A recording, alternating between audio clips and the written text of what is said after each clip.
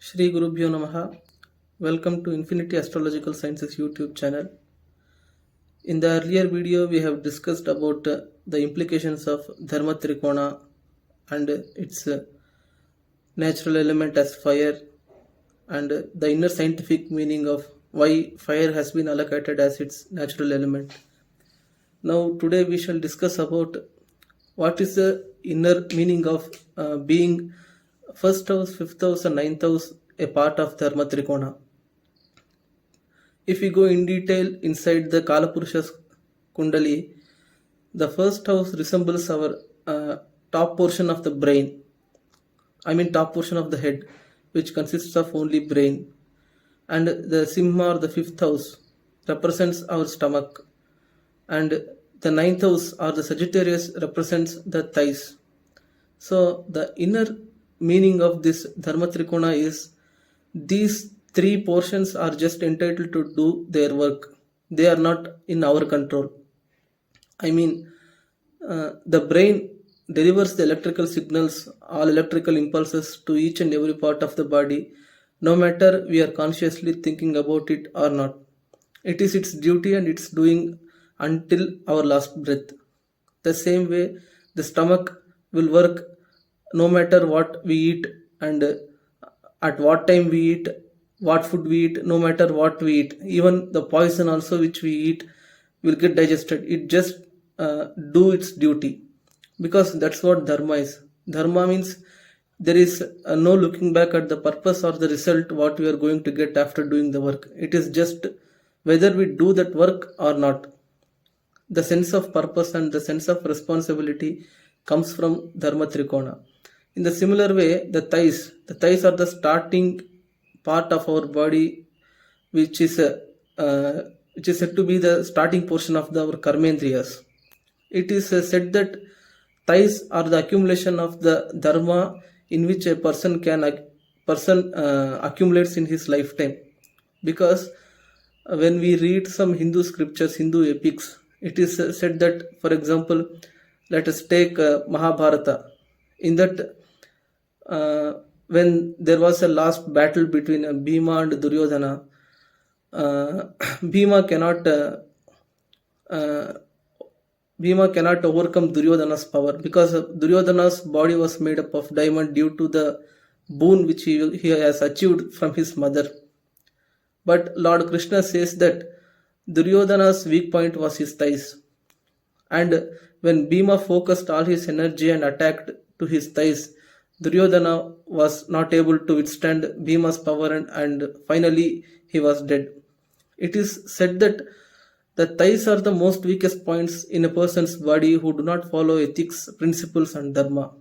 In a similar way, when we take the battle of Lord Rama and Ravana, it is said that Ravana's life point was at his thigh portion.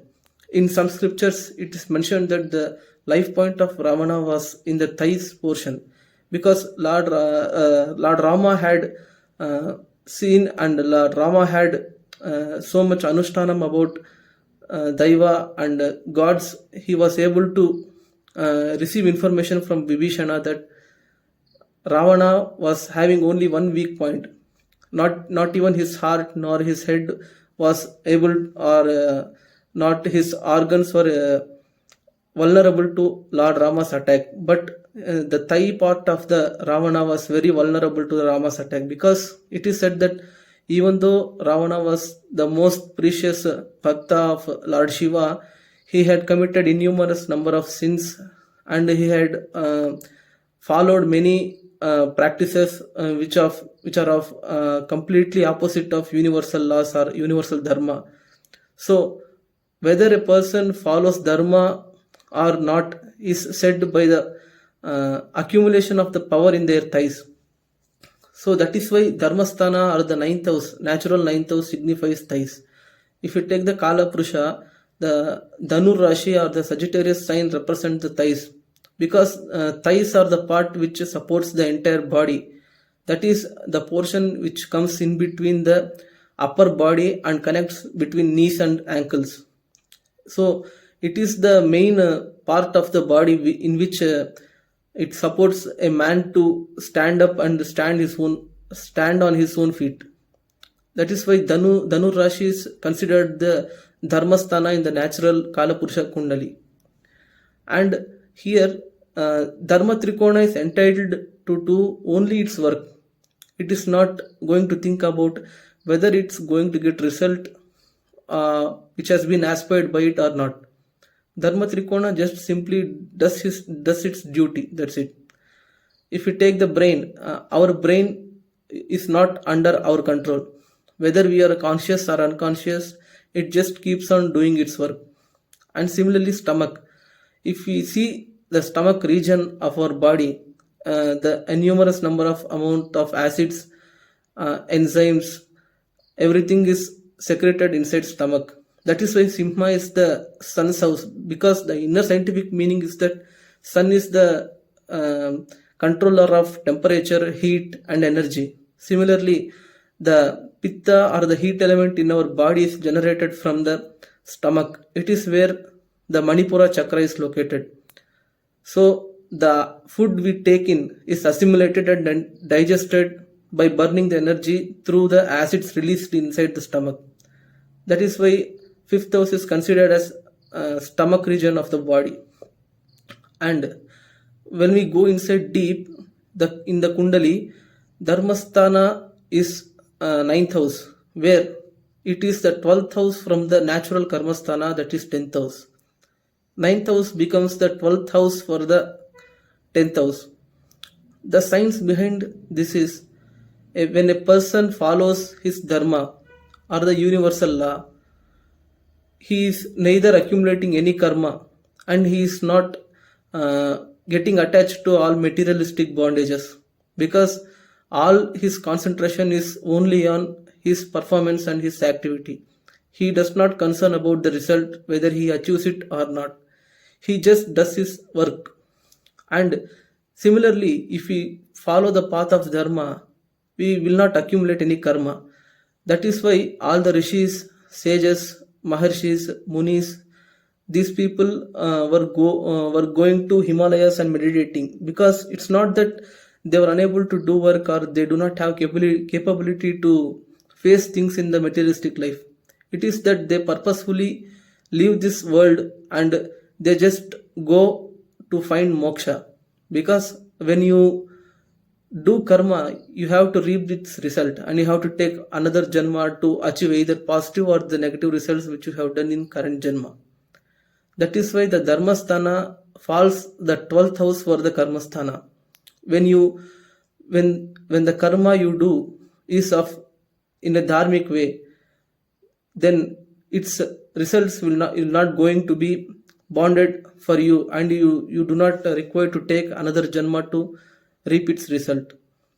So that is why this Dharma Trikona is considered as the fiery element inside everybody's horoscope.